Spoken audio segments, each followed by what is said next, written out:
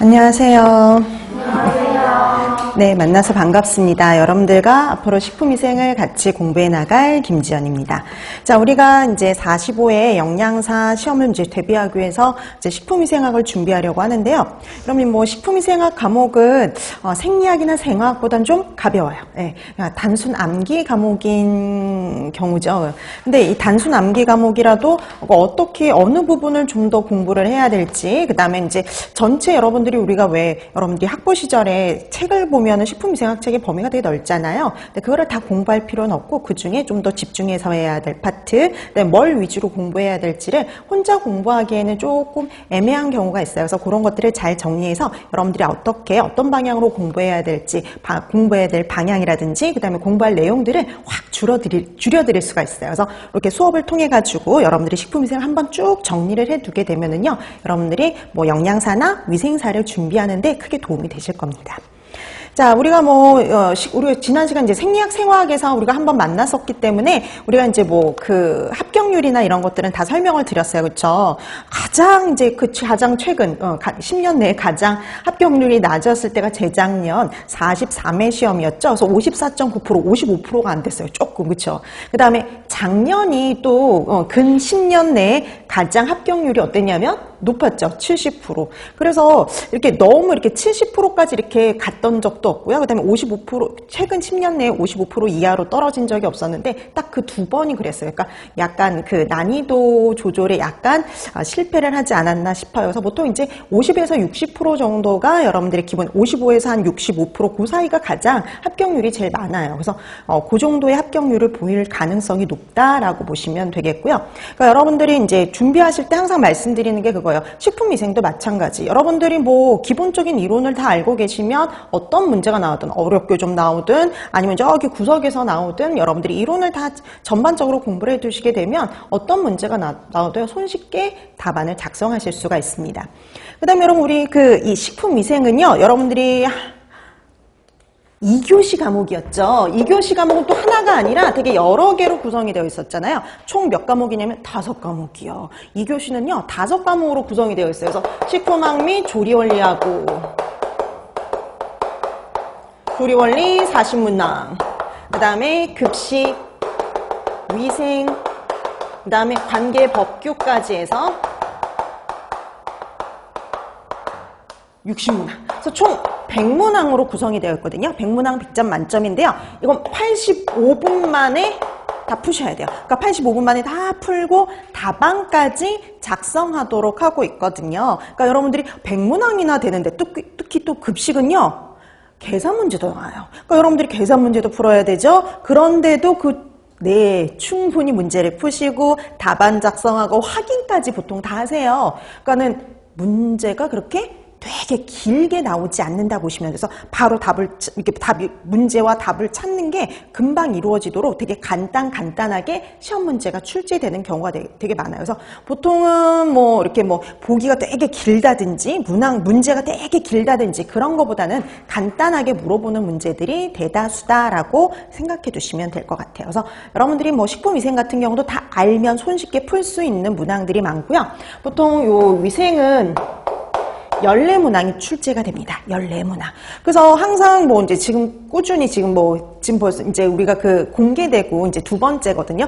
공개된 건 이제 두 번째인데 항상 보면은 재작년에도 그렇고 작년에도 그렇고 항상 위생은 14문항 출제가 돼요. 그러니까 여기에서 60문항 중에서 급식이 가장 많은 부위를 차지하죠. 그 다음이 위생, 그 다음이 관계법규의 순서다라고 보시면 돼요. 그래서 이게 좀 급식이 아무래도 더 중요하겠죠. 근데 위생 같은 경우는 14문항 정도. 근데 얘는 아무래도 간단하게 여러분들이 정리할 수 있는 것들 위주로 이렇게 시험 문제에 출제가 된다라고 생각하시면 되는데요. 여기도 이제 우리가 마찬가지로 수업 방식은요, 생리학이나 생화학하고 비슷하게 합니다. 그래서 생리학하고 생화학하고 비슷하게 기본적으로 여러분들이 기본 이론은 들어가죠. 가장 기본 이론 들어가고요. 여러분들이 그 기본 이론에서 그러니까 여러분들이 식품위생이라고 해서요, 되게 쉽게 생각을 하는데 가면 갈수록 파면 팔수록 어려운 게 또 식품위생인데요. 근데 우리 영양사에서는 그 정도까지는 원하지 않아요. 그런데 그래도 기본적인 기본적인 단어들 있잖아요. 단어들을 조금 구별하시면 조금 식품위생도 마찬가지로 좀 쉬워질 수가 있는데요. 뭘 의미하는지. 자, 그래서 그런 기본적인 그 용어부터 해서 여러분들이 파악해야 될 내용들을 이런 시간에 자세히 가르쳐 드립니다. 어떻게 공부해야 될지. 그 다음에 되도록이면 그 기본 이론했던 거 문제를 통해서 어떻게 문제로 출제가 되는지, 그 다음에 예전에 어떤 기출 문제들이 나왔는지를 같이 수업 시간에 풀어가지고요. 같이 정리하는 것까지. 그러니까 여러분들이 한번 이론 들었죠. 그 다음에 또 문제를 통해서 파악을 했죠. 그러면 조금 더 기억이 잘 나요. 그래서 그 기억 잘 날 때 여러분들이 잘 복습을 해주시면 좋아요. 그래서 뭐 완벽하게 암기를 하는 것들은 아니더라도 대충 이런 내용들이 나왔었고 이런 내용들이 있었지라는 걸 한번 정리해두는 게 꼭 필요합니다. 그런 것들을 정리해두게 되면은요, 나중에 여러분들이 가가지고 마지막에 시험 전에 볼 때요 도움이 될 수가 있어요. 그렇기 때문에 그 기본적으로 복습하는 거. 왜냐면 이거를 뭐 식품위생을 뭐 여러분들이 지금 공부하시고 5월달에 공부하고 그 다음에 계속 쭉 공부하는 것보다는 뭐 지금 잘 정리해두고 시험 전 한 달 만에 또 이렇게 또 다시 한번 복습하고 정리해두시면 좋거든요. 시험 전에. 그럼 그때 가서 복습을 하려고 그러면요, 이전에 했던 것들이 잘 기억이 안 나요. 그래서 여러분들이 잘만 정리를 해두시게 되면은 나중에 복습할 때도 상당히 도움이 되니까요. 항상 정리하고 복습하는 거 꼭 지켜주시면 돼요. 자, 그 다음에 세 번째는 여러분들이 하셔야 될 게 이제 다음 시간부터는 조금 일찍 나오시는 거예요. 그래서 우리가 여러분들이 뭐 한 10분 내지 15분 정도 일찍 나오셔가지고요. 복습 프린트물이 나가요. 그래서 여러분들이 다시 복습할 기회를 한 번 더 제공을 합니다. 그래서 복습 프린트물을 통해 가지고요, 여러분들이 다시 한번 지난 시간 했던 내용들을 복습해 두시면 돼요. 그다음 이런 복습 프린트는 잘 모아놨다가 나중에 여러분들이 그 복습하시는데 충분히 활용하면 도움이 될 수가 있어요. 그래서 여기 복습 프린트물은 여러분들이 반드시 알아야 될 내용이라든지, 그다음에 아니면은 또 이제 왜 다른 뭐 위생사나 이런 데 나왔었던 기출 문제 이런 것들도 같이 포함이 되어 있으니까 이렇게 도움이 되거든요. 영양사에서 나왔던 게 위생사에서 나오기도 하고요. 위생사에서 나왔던 게 영양사에서 시험 문제가 출제가 되기도 해요. 그래서 상당히 도움이 되니까 이렇게 문제를 통해 가지고 다시 한번 복습을 해두시면 좋습니다.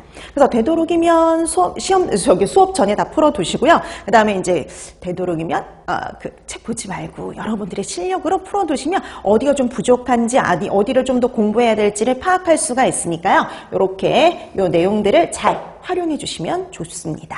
그 다음에 이제 우리가 하나 또 이제 추가로 말씀드릴 게 이제 카페죠. 그래서 우리 책 맨 뒤에 보시면 위생만점, 영양만점 카페가 있어요. 그래서 소개가 되어 있죠. 그래서 맨 뒷장에, 그쵸. 여러분 책 맨 뒷장에 나와 있는데요.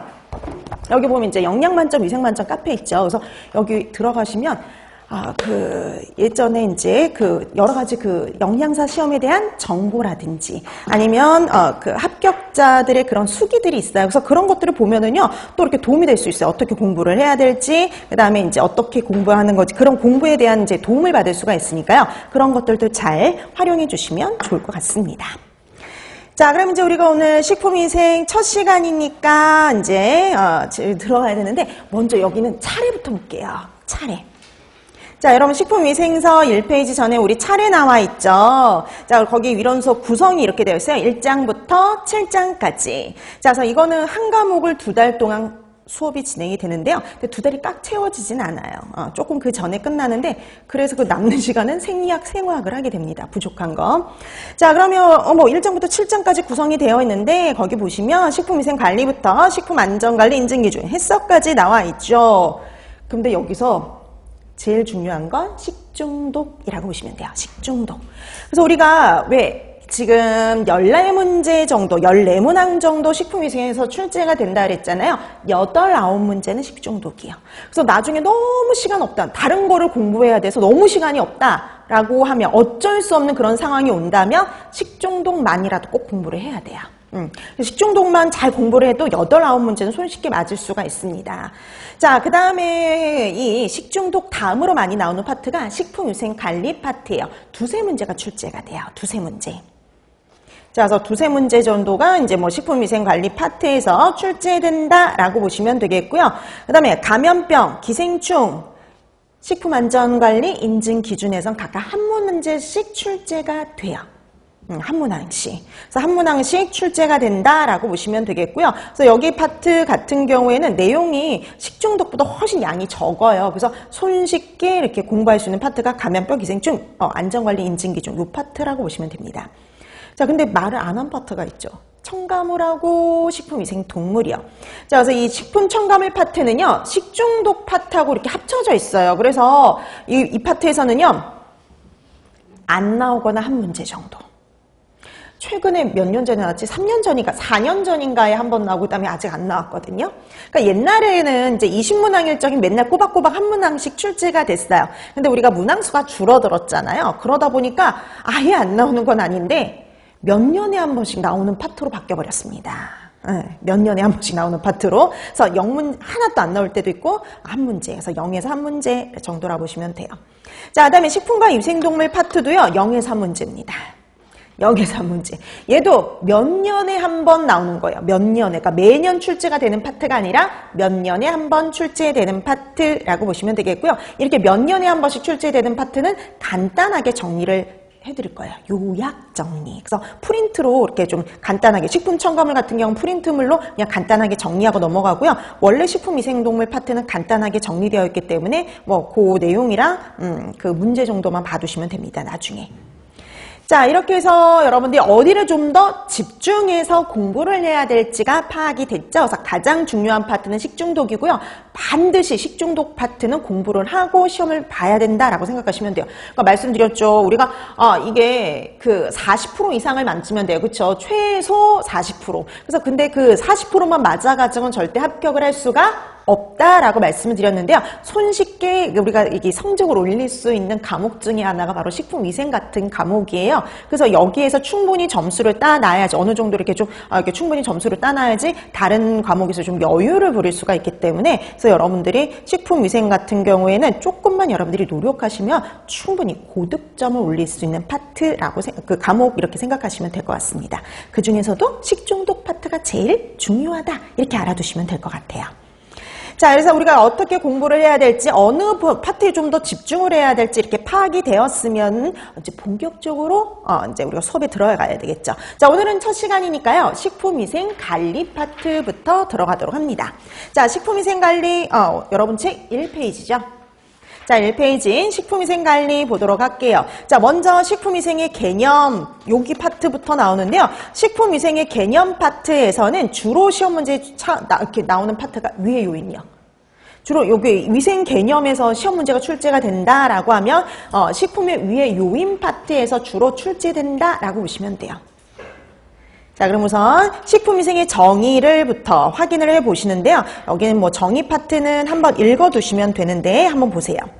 자, 식품위생법에 나와 있는 식품위생의 정의를 보면은요, 이 식품위생의 범위가 잘 나와 있어요. 그러니까 우리가 식품위생 이러면은 식품과 관련된 위생 이렇게 착각하기 쉽지만 거기에는 이런 것들도 다 포함이 됩니다. 식품 첨가물, 기구 및 용기, 포장을 대상으로 한다라고 보시면 돼요.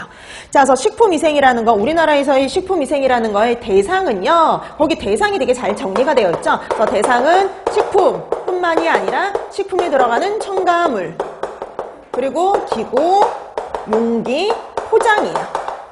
포장을 대상으로 하는 음식물에 관한 위생을 가지고 식품위생이라고 얘기를 하죠. 그래서 식품위생의 범위는요, 식품 첨가물, 기구, 용기, 포장을 대상으로 한다, 이렇게 보시면 돼요.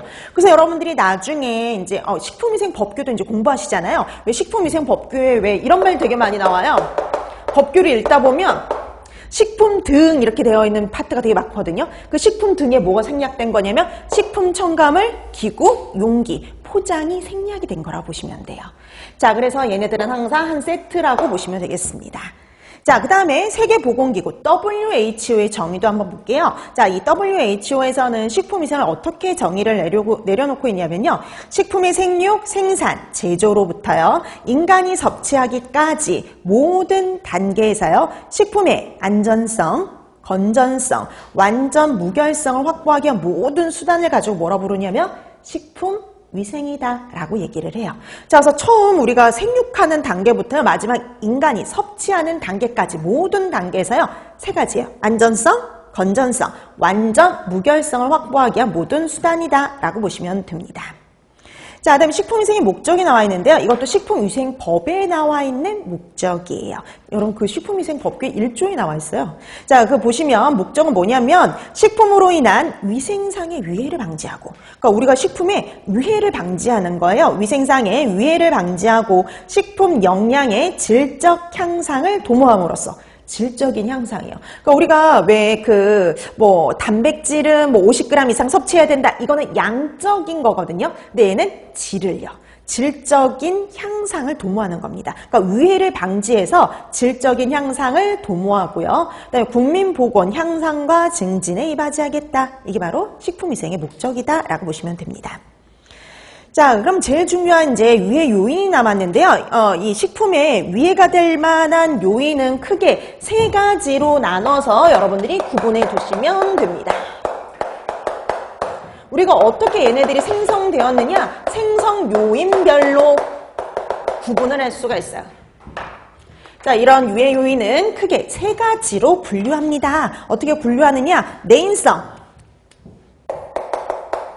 그리고 외인성, 그리고 마지막 유기성 3가지로 분류해요. 자, 그래서 우리가 앞으로 공부할 것들을요. 그러니까 우리가 이제 식품상의 위해 요인들을 되게 여러 가지를 공부해요. 식중독도 공부를 하고 감염병, 기생충 이런 것들을 다 공부하는데 그런 것들이 다 식품상의 위해 요인입니다. 위생상의 위해 요인들이에요.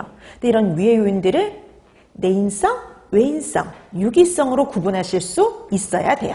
자, 여러분 내인성 하면 이렇게 생각하시면 돼요. 내인성, 식품 자체가 문제예요. 식품 자체. 자, 그래서 식품 자체에 유독, 유해 성분이 함유되어 있는 경우예요. 그럼 식품 자체에 유독, 유해 성분이 함유되어 있는 경우가 있어요.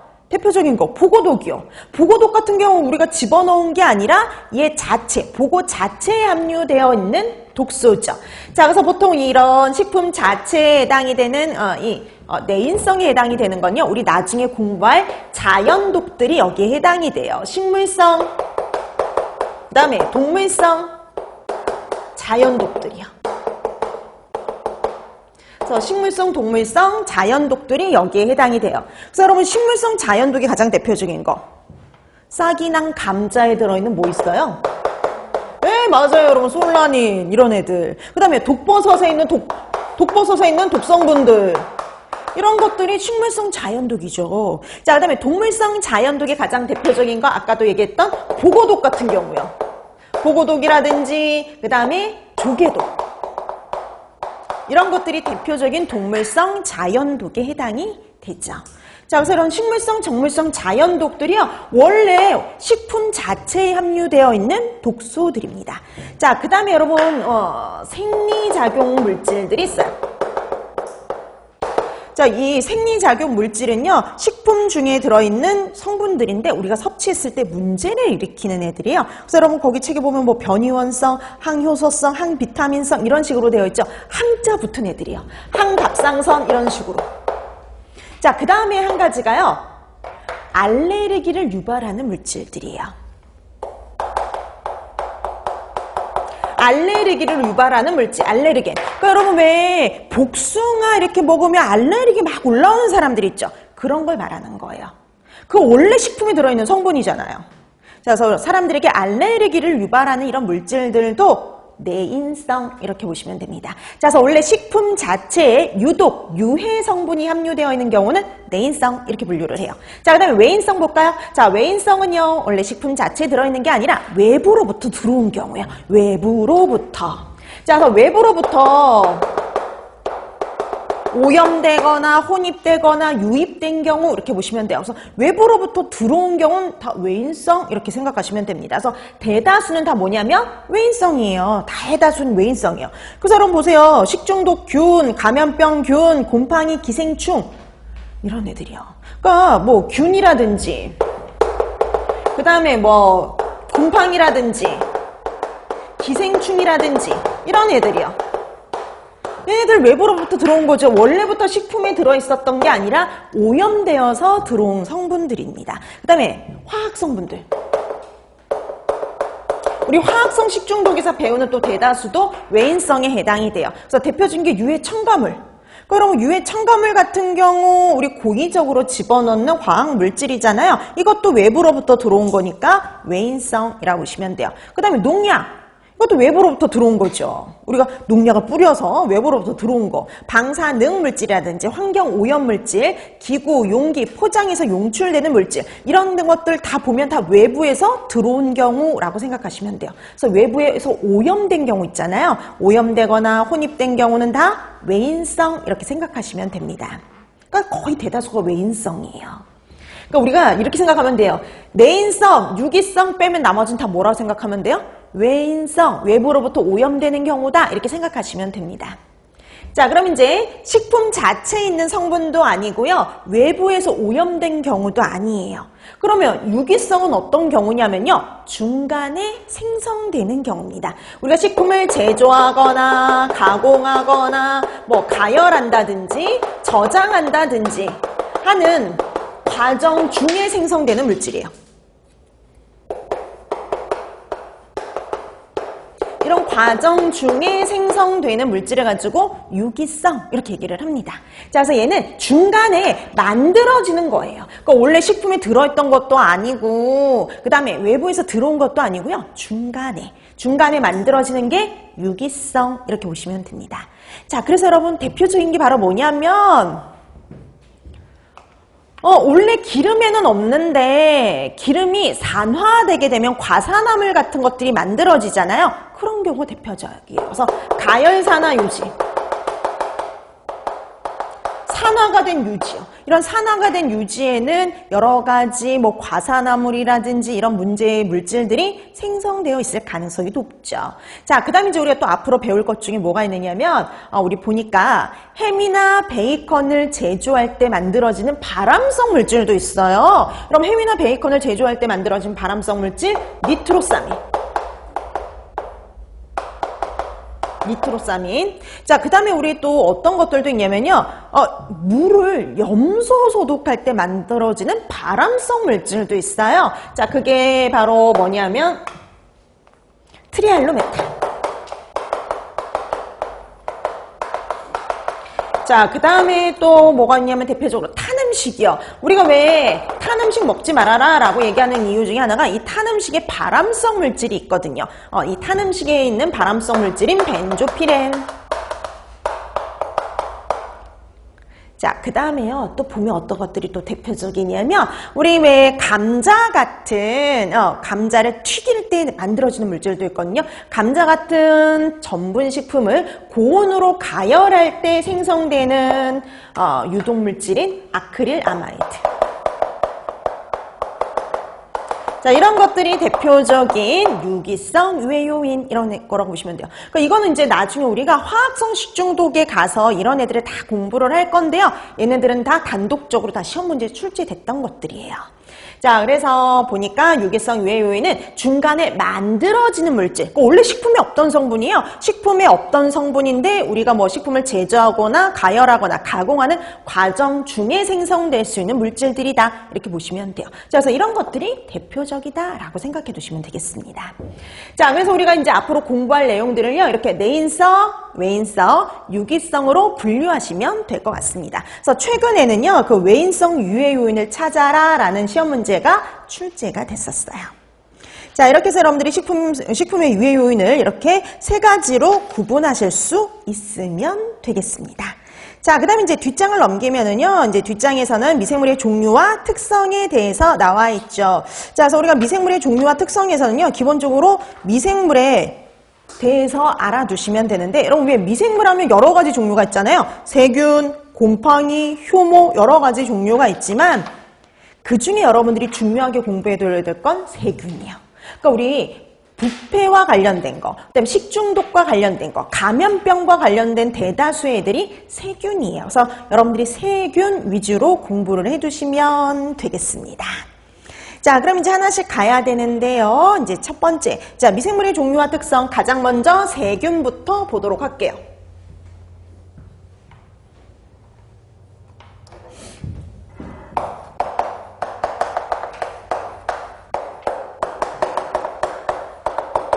자, 미생물의 종류와 특성에선 세균 위주로 공부해 두시면 된다라고 말씀을 드렸는데요. 거기 세균을 보면 거기 이렇게 설명이 되어 있어요. 미생물질 원시액 세포를 갖고 있는 단세포 생물이다. 이렇게 되어 있네요. 단세포 생물이래요. 그러니까 우리가 왜 생명체를 구성하는 가장 기본이 되는 단위가 세포라 그랬잖아요. 보통 사람은 60조에서 한 100조 정도의 세포로 구성이 되어 있거든요. 근데 얘는 단세포 생물이라는 건 뭐냐면 세포 하나가 균 하나란 소리예요. 그러니까 세포 하나가 균이 하나예요. 자, 그래서 세균을 지칭하는 단어가 있어요. 앞으로 이제 종종 이런 단어들이 나오는데요. 하나는 영양세포. 그러니까 보통 세포 단위로 존재를 해요. 그래서 영양세포 단위로 존재를 할 적에는요, 이 균이 열심히 생명활동을 하는 시기예요. 열심히 생명활동을 하는 요때의 균을 우리가 영양세포 상태라고 얘기를 합니다. 요때는요, 열에 약해요. 이 상태의 균은요, 상당히 열에 약합니다. 그러니까 여러분 세포들은요, 열에 다 약해요. 가열하면 충분히 다 사멸이 가능해요. 자, 근데 우리가 이런 말을 쓰는 경우가 있어요. 아포 내지는 포자. 자, 아포 내지는 포자 상태 같은 말이에요. 그러니까 우리 앞으로 요 단어 많이 나올 거예요. 식중독 할 때도 많이 나와요. 아포 내지는 포자. 둘이 같은 말이에요. 이거는요, 어떤 상태라고 생각하면 되냐면 식물의 씨 같은 상태라고 생각하면 돼요. 씨. 여러분 식물의 씨 한번 생각해 보세요. 식물의 씨 상태는 단단한 껍질에 이렇게 둘러싸여서 보호되고 있는 상태잖아요. 그거하고 똑같은 상태예요. 그래서 이 아포, 포자 상태는요, 저항성이 강합니다. 그래서 열에 되게 강해요. 자, 그래서 우리가 보통 열에 강하다, 열에 저항성이 강하다 이런 걸 뭐라고 그러냐? 내열성이 있다. 열에 잘 견딘다 이런 의미예요. 자, 그래서 열에 잘 견뎌요. 내열성이 강해요. 내열성이 강하다라고 보시면 돼요. 그래서 아포, 포자 상태에서는요, 균이 내열성이 강해집니다. 그래서 여러분 이거 잘 보세요. 세균 상태는요, 영양세포 상태를 유지할 수도 있고 아포, 포자를 형성할 수도 있어요. 둘 다 뭘 의미하는 거예요? 세균을 의미한다라고 보시면 돼요. 둘 다 세균을 의미합니다. 자, 근데 우리 앞으로 또 이런 말도 나와요. 독소. 독소라는 말도 나올 거예요. 이 독소라는 건 뭐냐면요, 균이 만들어낸 독소예요. 균이. 자, 이 균이 만들어낸 독소는요, 균 자체를 의미하는 건 아닙니다. 그러니까 이제 이런 기본적인 설명은요, 첫 시간에만 설명을 드려요. 뒤에 가선 다시 설명 안 드리니까 개념을 잘 잡아두세요. 우리가 균 자체를 지칭할 수 있는 용어는요, 세포 상태의 균, 아포, 포자 상태의 균, 이거 두 가지밖에 없어요.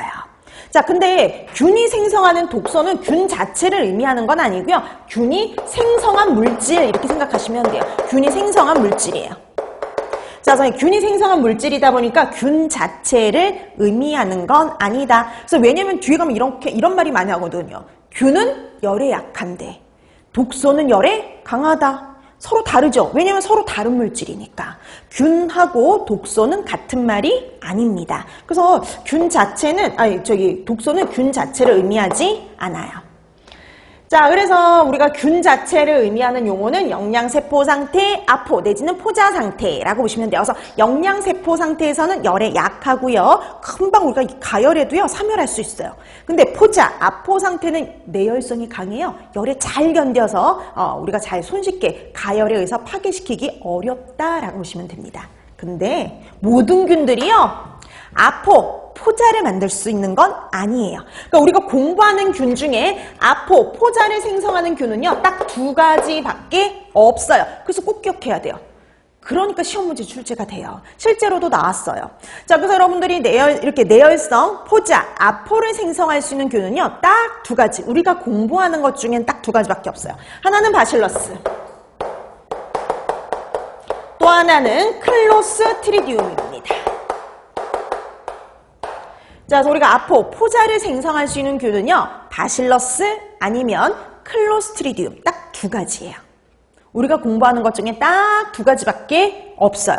그러니까 단골 문제로 나오죠. 그래서 내열성 포자를 만들 수 있는 균을 찾아라. 그러면 답은 바실러스 아니면 클로스트리디움이다. 이렇게 보시면 돼요. 이게 식중독에서도 나오고 식중독에서도 나오고 감염병에서도 나와요.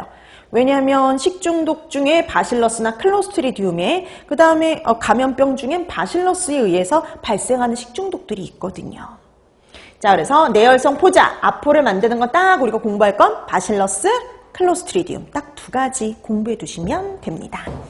자, 그래서 이렇게 정리해 두시면 되겠고요. 자, 그 다음에 이 세균은요, 이분열법에 의해서 증식하다 보니까 효모나 곰팡이보다 빨리 자라요. 그럼 빨리 증식할 수 있어요. 여러분, 이건 무슨 의미냐면요, 이분열법이 뭐냐면 이거예요. 하나가 몇 개로 되는 거예요? 2개로. 또 얘네가 2개로 이렇게 갈라지게 됐죠. 그래서 이런 식으로 이분열법에 의해서 번식을 하다 보니까 증식 속도가 제일 빠르다 이렇게 보시면 돼요. 자, 그러면 이런 세균은 형태에 따라 어떻게 나눈대요? 간균, 구균, 나선균 이렇게 나눠진다 그러죠. 그러니까 오늘 이런 여기에서는요, 가장 기본적인 용어들을 공부한다라고 생각하시면 돼요. 자, 여러분 들어보셨을 거예요. 구균, 간균. 그래서 우리는 그냥 구균하고 간균 정도로 구분하실 수 있으면 되는데요.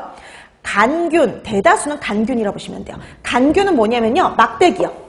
이렇게 막대기 모양으로 생긴 균을 가지고는 간균이라고 얘기를 합니다. 간균. 막대기 모양이면 간균 이렇게 보시면 돼요. 자, 그 다음에 그럼 구균은 뭘까요? 땡글땡글 이렇게 동그랗게 생겼으면 구균 이렇게 보시면 돼요.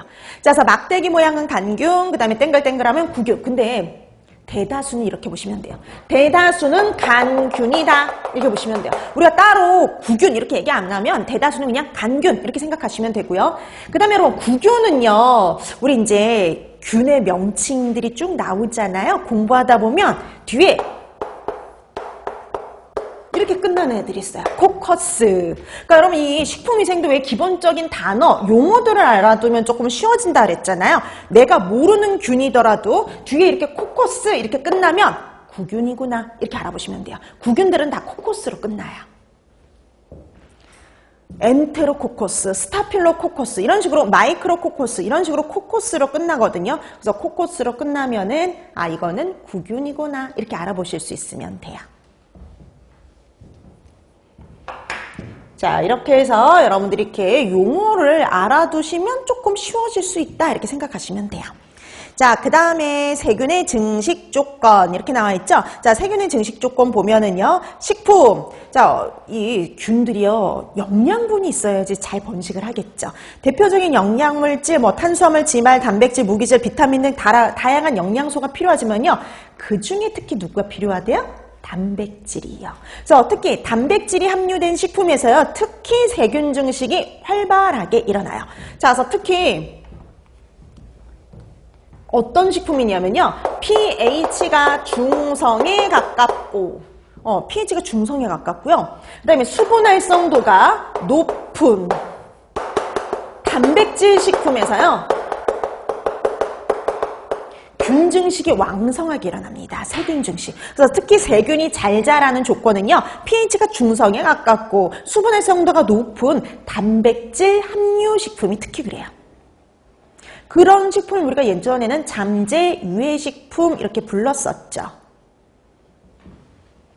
자, 그래서 여러분 적정 pH 보세요. 균이 좋아하는, 세균이 좋아하는 pH가 6.8에서 7.2 이렇게 되어 있지만 그냥 pH가 뭐에 가까워요? 중성. 자, 그래서 이렇게 세균이 좋아하는 pH는요, 중성의 pH를 좋아한다. 이 정도 기억해 두시면 돼요. 자, 그래서 pH가 특히 중성일 때 잘 자라고요. 근데 여러분 효모나 곰팡이 보세요. 효모나 곰팡이는요, 세균보다 pH에 덜 민감한데 특히 어디에서 잘 생육하냐? pH 3 내지 5요. 그래서 우리가 아까도 얘기했듯이 세균은 pH가 중성인 pH를 좋아해요. 그래서 이때 특히 잘 자란다면 곰팡이라든지 효모는요, pH가 3 내지 5 정도의 약산성 pH, 약한 산성 pH에서 잘 번식을 하는 편이에요. 그래서 pH가 산성인 식품들 있죠. 시큼한 식품들. 그런 시큼한 식품들에서 잘 자라는 게 효모나 곰팡이다 이렇게 보시면 돼요. 그래서 여러분 왜 대표적인 겨울 과일 귤 있잖아요. 귤 같은 경우 약간 좀 시큼하죠. 근데 귤 잘못 보관하면 거기 뭐 피어요? 곰팡이 피잖아요. 그렇죠? 그런 pH가 산성인 식품에서 주로 문제를 일으키는 거 곰팡이 같은 애들입니다. 자, 그 다음에 이제 시간 볼게요. 시간이 경과됨에 따라 그 수가 대수학적으로 증가를 해요. 그래서 솔직히 이제 뭐 이런 것들은 이것까지 이제 설명을 하지는 않는데, 이 균수가, 대수학적으로 2배씩 이렇게 늘어날 수가 있죠. 자, 그 다음에 온도를 보시면 우리가 온도대로 따지게 되면은요, 이렇게 우리가 균을요, 이렇게 나눌 수 있어요. 고온균, 중온균, 저온균. 온도대로 저온균, 중온균, 그리고 고온균, 저온에서 잘 자라는 균, 중온에서 잘 자라는 균, 그 다음에 고온에서 잘 자라는 균, 그런 의미가 되겠죠. 그러면 우리가 보면은 이렇게 생각하시면 돼요. 대다수는 중온균이에요. 대다수는 중온균입니다. 자, 그래서 자연계에 가장 광범위하게 분포되어 있는 거 중온균, 거기 빈칸에 들어갈 거 중온균이라고 보시면 돼요. 자, 그래서 거기 빈칸에 들어가는 거 중온균입니다. 그래서 대다수의 균들이요, 대다수의 부패균도 그렇고, 대다수의 부패균도 그렇고, 식중독균도 그렇고, 대다수의 균들은요, 중온균이에요. 그러니까 이 중온에서 특히 잘 자라는 중온균들이 대다수다, 이렇게 보시면 돼요. 보통 중온은요, 28에서 한 40도씨 그 범위예요. 그래서 28에서 40도씨 그 범위에서 잘 번식하는 균들이 대다수라고 보시면 됩니다. 자, 그 다음에 저온균이 문제가 되는 경우도 있어요. 여러분, 저온성 유해균의 대표 그랬잖아요. 그래서 저온성 유해균의 대표는 뭐가 있느냐면요, 슈도모나스.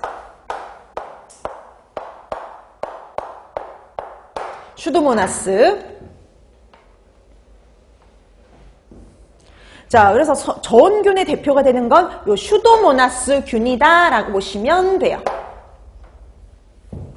여러분, 이 슈도모나스 균 같은 경우에는요, 저온에서 잘 증식하는 부패균이에요. 그래서 식품의 부패하고 밀접한 관련이 있거든요. 그래서 우리가 식품을 저온에서 보관했을 때, 냉장 보관했을 때 있죠? 그 냉장 보관을 했을 때 식품의 부패에 관여하는 거 슈도모나스다라고 보시면 돼요. 그래서 예전에 이렇게 시험 문제에 나온 적이 있어요. 우리가 식육을 냉장 보관했을 때 그 식육에 부패에 관여하는 균이 누구냐, 이런 형태로 시험 문제에 나온 적이 있어요. 저온에서 부패를 시킨다라는 말이 나오면 슈도모나스라고 보시면 됩니다.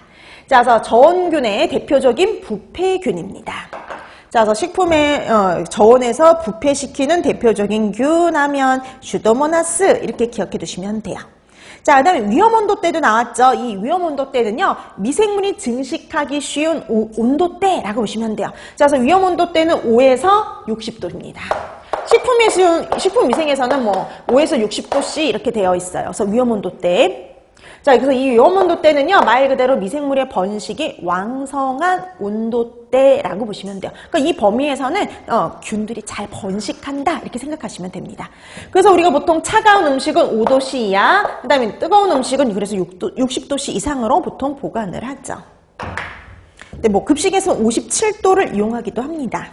근데 이게 왜 그러냐면 우리 이게 다 어디서 이런 위험온도대나 이런 개념이 다 어디서 들어온 거냐면 미국에서 들어왔어요. 근데 우리는 지금 섭씨를 쓰지만 그쪽은 화씨를 주로 많이 쓰죠. 그럼 화씨를 섭씨로 바꿀 때 조금의 차이가 생겨요. 그러면서 이제 뭐 급식이나 이런 데서는 57도를 이용을 하지만 식품위생은 60도를 보통 이용합니다. 그래서 해썹에서 다 60도를 이용을 하고 있어요.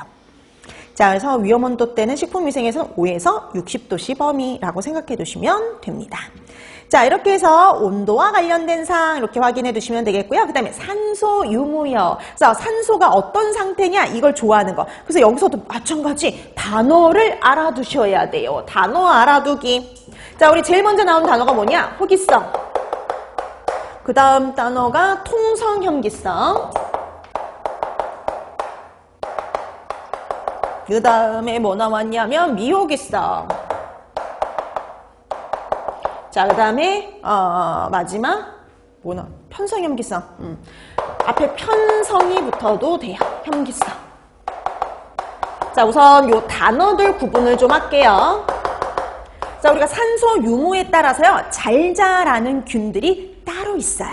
자, 그럼 이제 하나씩 하는데, 호기성, 호죠, 호. 좋아합니다. 좋아해요. 그래서 산소를 좋아해요. 그래서 산소가 있어야지만 증식이 가능한 애들입니다. 그래서 산소가 있어야지만 생육이 가능한 균이라고 보시면 돼요. 그래서 가장 대표적인 애가 누구냐? 곰팡이들이요. 그럼 곰팡이 피는 곳 보세요. 곰팡이는요, 다 식품의 겉표면에 잘 피죠. 왜냐면 공기가 잘 통해야지 잘 자라거든요, 곰팡이는. 자, 그래서 곰팡이라든지, 그 다음에 호기성 균들이 여기에 해당이 돼요. 그 호기성 균의 대표적인 거, 뭐, 바실러스. 아까 좀 전에 나왔던 슈도모나스. 뭐 이런 것들이 있습니다. 근데 이건 좀 중요도가 떨어져요. 왜냐면 다른 애들을 구분하면 대다수는 호기성이나 통성염기성이거든요. 그래서 여기는 호기성 그러면 산소가 있어야지만 잘 증식하는 균 이렇게 생각해 두시면 돼요. 자, 그 다음에 앞에 뭐를 붙여도 되냐면 편성을 붙여도 됩니다. 편성이 붙으면 그냥 절대적으로 이런 의미라고 보시면 돼요. 자, 그 다음에 이제 미호기성을 먼저 볼게요. 미호기성. 자, 그럼 미호기성은요, 앞에 미미하다 이렇게 생각하시면 돼요. 미미하다, 적다라는 의미죠. 자, 그래서 공기 중에 산소 함량보다 적은 양. 자, 그래서 보통 산소 함량이 1에서 10% 정도로 적을 때 잘 자라는 균이라고 보시면 됩니다. 근데 여러분, 이 미호기성 균은요, 우리가 공부하는 것 중에 하나밖에 없어요. 우리가 공부하는 것 중에 딱 하나, 식중독 균인 캠필로박터밖에 없어요. 캠필로박터균 딱 하나밖에 없다라고 보시면 됩니다.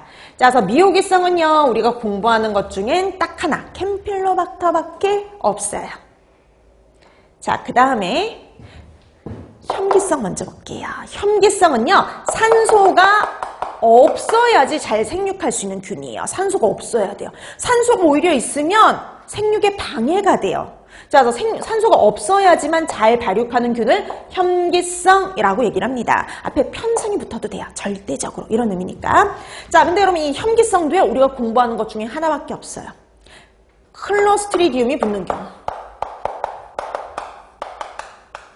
클로스트리디움이 붙는 균들만 혐기성이에요.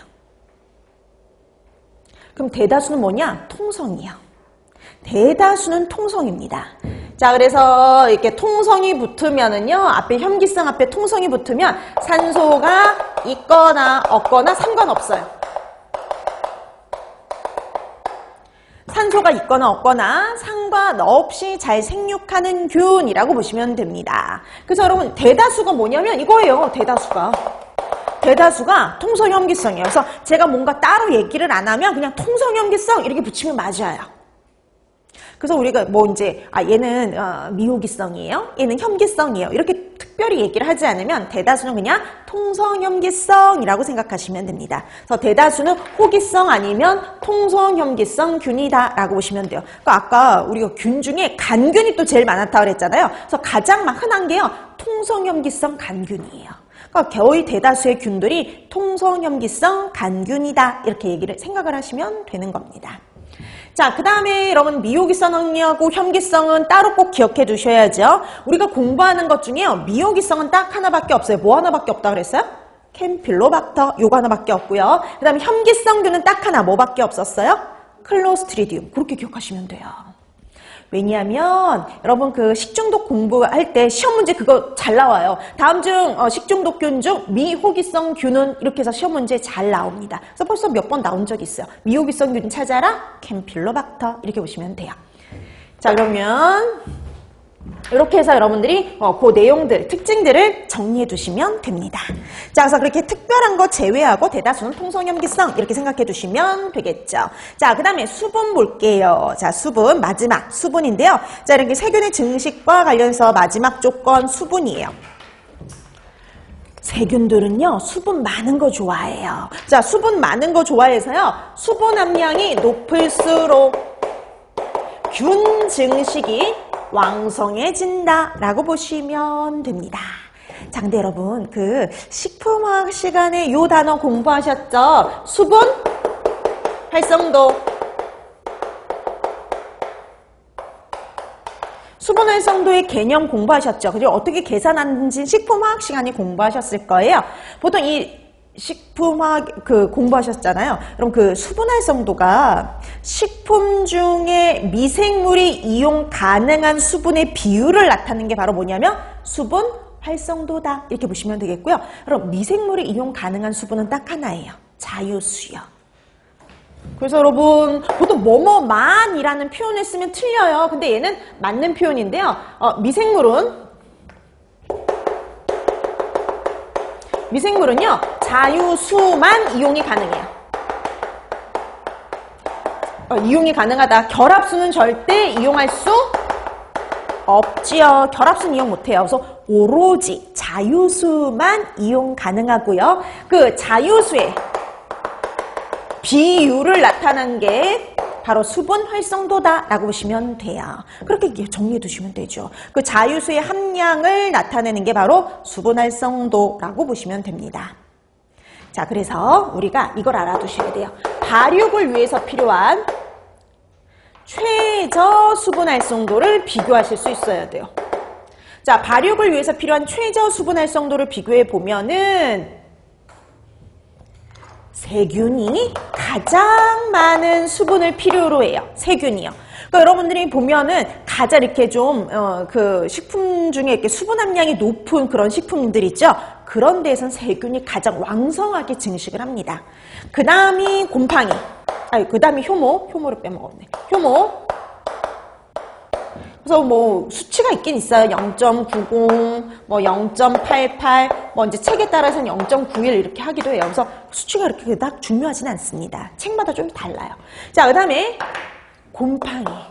그래서 곰팡이가 가장 수분 함량이 적은 식품에서 잘 번식을 해요. 그래서 얘는 0.80. 그래서 얘는 가장 이렇게 좀 이렇게 수분 함량이 적은 식품, 수분 활성도가 낮은 식품에서 잘 번식하죠. 그래서 얘는 건조식품. 이 건조식품의 가장 대표가 뭐겠어요? 곡류요, 곡류. 그래서 건조식품, 곡류에서 가장 잘 번식을 합니다. 왜냐? 여러분 세균하고 곰팡이가 같이 있으면요, 세균이 훨씬 잘 번식을 해요. 그래서 보통 곰팡이는 세균이 잘 번식 못하는 식품에서 문제가 되거든요. 세균이 잘 번식 못하는 식품이 대표적인 어디냐? 건조식품이나 곡류요. 왜냐면 세균은 수분 함량이 어때야 돼요? 많아야지 잘 번식하잖아요. 수분 함량이 적으면 얘는 번식 못해요. 그래서 보통 건조식품이나 곡류에서는 곰팡이가 잘 번식한다 이렇게 생각하시면 돼요. 자, 그 다음에 이거보다 내 건성 곰팡이가 더 낮은 수분 활성도에서 번식을 하고요. 내 건성 곰팡이보다 더 낮은 수분 활성도에서 번식하는 게 내 삼투압성 효모예요. 그럼 내 삼투압성 효모 이러면은요, 삼투압에 잘 견디는 효모 이런 의미가 되는 거죠. 그래서 삼투압에 잘 견디는 효모가 가장 낮은 수분 활성도에서 번식이 가능해요. 그게 바로 0.60이에요. 0.60. 자, 그래서 우리가 미생물은 오로지 자유수만 이용이 가능하고요. 그 자유수의 함량을 나타내는 척도가 되는 게 바로 수분 활성도다라고 보시면 됩니다. 그래서 보통 수분 활성도가 높을수록 미생물이 잘 번식을 해요. 자, 그러면 발육을 해서 가장 많은 수분을 필요로 하는 게 세균, 그 다음에 뭐였어요? 효모, 그리고 곰팡이다. 이건 기본이에요. 여기까지는 기본인데 이 기본만 나온 게 아니라 예전에 그것도 나온 적이 있어요. 가장 낮은 수분 활성도에서 생육 가능한 미생물은 이렇게 해서 시험 문제 출제가 된 적이 있어요. 자, 그럼 가장 낮은 수분 활성도에서 생육 가능한 미생물 찾아라. 그럼 뭘까요? 내 삼투압성 효모 이렇게 되는 거죠. 그래서 이런 식으로 단독 문제가 나온 적이 있어요. 자, 그래서 우리가 이 내삼투압성 효모도 0.60 밑으로는 잘 번식할 수가 없죠. 그럼 우리가 식품을 오랫동안 보관을 하려면 수분 활성도를 얼마 이하로 낮춰주면 되는 거예요? 0.60 이하로 낮춰주면 되는 겁니다. 그게 바로 보존법이 되는 거예요.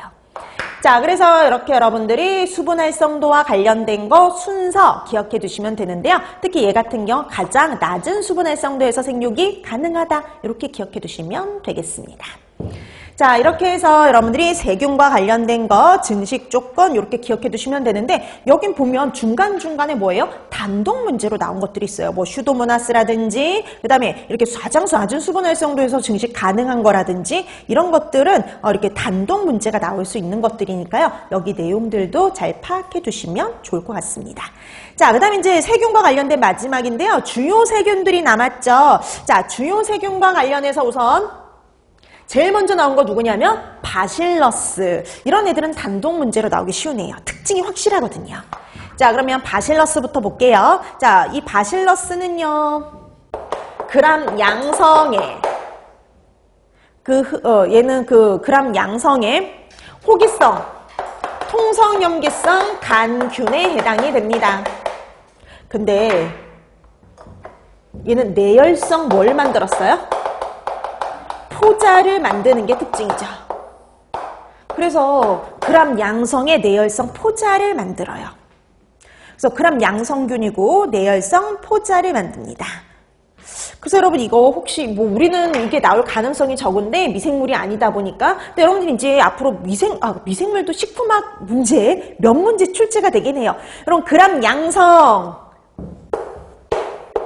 그람 음성 앞으로 이 균들이 나오는데 이건 염색성에 따라서 나누는 거거든요. 우리가 그람 염색을 했을 때 자주색, 보라색으로 나타나는 건 그람 양성 이렇게 얘기를 하고요. 그 다음에 붉은색 내지는 뭐 핑크색으로 나타나는 건 그람 음성 이렇게 얘기를 합니다.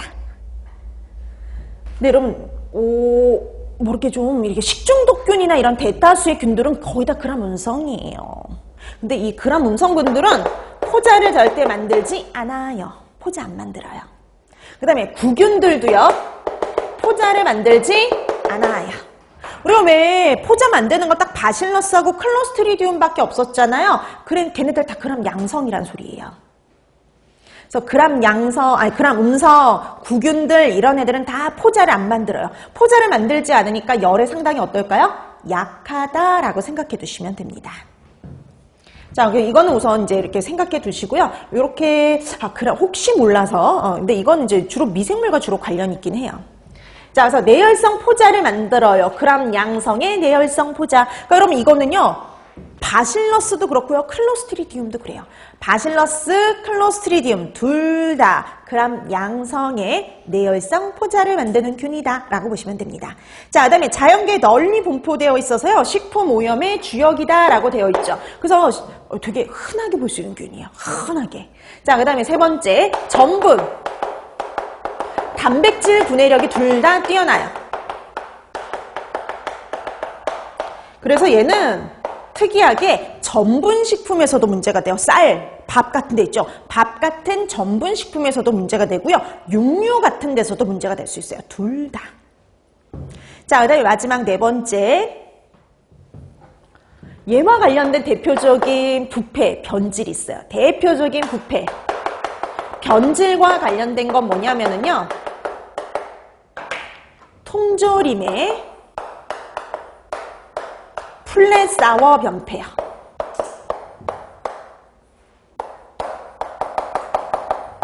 이제 나중에 가서 더 자세히 설명을 드릴 건데요. 통조림이 변질되면요. 부풀어 올라요. 통조림이 이렇게 부풀어 오르는데 그 통조림이 부풀어 오르지 않은 플랫 평평한 변폐에 관여하는 거 바실러스입니다. 자, 그 다음에 식중독균의 대표가 있어요. 식중독균 중에 세레우스균. 세레우스 식중독균이 있고요. 그 다음에 감염병 중에서요. 탄저균이 대표적이에요. 그래서 이 바실러스 균 중엔 부패, 변질에 관여하는 균도 있고요. 식중독이라든지 감염병을 일으키는 균들도 있어요. 그러니까 바실러스 균들이 되게 많아요. 종류가 되게 많은데 그중에 일부는 부패, 변질에 관여하기도 하고요. 또 일부는 식중독이나 감염병을 일으킬 수도 있다. 이렇게 보시면 됩니다. 자, 그래서 뭐 얘는 가장 포인트는 이거예요. 뭘 만든다는 거예요? 내열성 포자를 만드는 균이다. 이게 가장 큰 포인트다라고 기억해 두시면 됩니다. 자, 그 다음에 밑에 있는 스타필로코커스는 간단히 볼게요. 자, 여러분 뒤에 뭐로 끝났어요? 코커스. 이렇게 끝났죠. 여러분 코커스로 끝나면 이거 뭐라고 그랬을까요? 구균이라고 보시면 돼요. 구균. 그럼 구균들은 다 그람 양성이에요. 우리가 공부하는 구균들은 다 그람 양성이라고 보시면 됩니다. 그래서 우리가 구균 나왔다. 그럼 무조건 그람 뭐라 보시면 돼요? 양성에. 그럼 양성균들, 구균들은 다 포자를 만들지 않는다. 벌써 정리됐잖아요. 특징 다 끝난 거예요. 자, 구균이다. 그람 양성이죠. 그 다음에 구균들은 또 포자도 안 만들어요. 이렇게 연결하시면 돼요. 자, 이거의 가장 대표는 바로 황색 포도상 구균이에요. 우리가 식중독에서 배울 황색 포도상 구균이라 보시면 됩니다. 그럼 벌써 황색 포도상 구균의 특징 일부러 공부했어요. 그람 양성에 포자를 만들지 않는 구균이구나. 이거 벌써 된 거죠.